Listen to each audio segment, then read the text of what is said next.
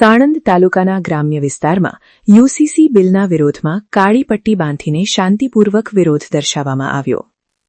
ગતરોજ સાણંદ તાલુકાના વિરોચનનગર, છારોડી, કલા અને દેલ્લા ગામોમાં જુમ્માની નમાઝમાં યુસીસી કાનૂનના વિરોધમાં કાળી પટ્ટી બાંધીને વિરોધ કરવામાં આવ્યો. આ બિલ સંવિધાનના આર્ટિકલ 21, 25 અને 29નું ઉલ્લંઘન છે અને અમારા પર્સનલ લૉમાં દખલ કરશે. જો ગુજરાત સરકાર સમાનતાની વાત કહે તો આદિવાસીઓના રીતિરિવાજોને સુરક્ષા આપી છે તો મુસ્લિમો સાથે કેમ અન્યાય થાય છે? હાલ જે ગુજરાત સરકાર એક યુસીસી બિલ વિધાનસભામાં પાસ કર્યું છે. એ બિલ સરકાર એમ કહી રહી છે કે સમાનતાનું બિલ છે. હાલાકી એ બિલ યુસીસી છે જ નહીં.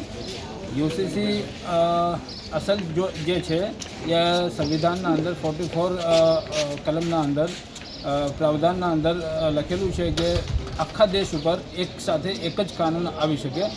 એ યુસીસી છે. આ યુસીસી નથી. આ અલગ અલગ રાજ્યોના અંદર પોતાની તાકાત ઉપર જે કાયદા કાનૂન બનાવી રહી છે યુસીસીના નામે અને સમાનતાના નામે કાયદો બનાવી રહી છે. હાલાકી ગુજરાતના અંદર આદિવાસી સમાજને બાકાત રાખીને એમના પ્રાઇવેટ જે લો છે સમાજના રીતિ રિવાજ છે એને સેફટી આપીને પછી આ કાયદો લાગુ કરવામાં આવે છે. તો આ કાયદો ગુજરાતના મુસલમાનોને મંજૂર નથી.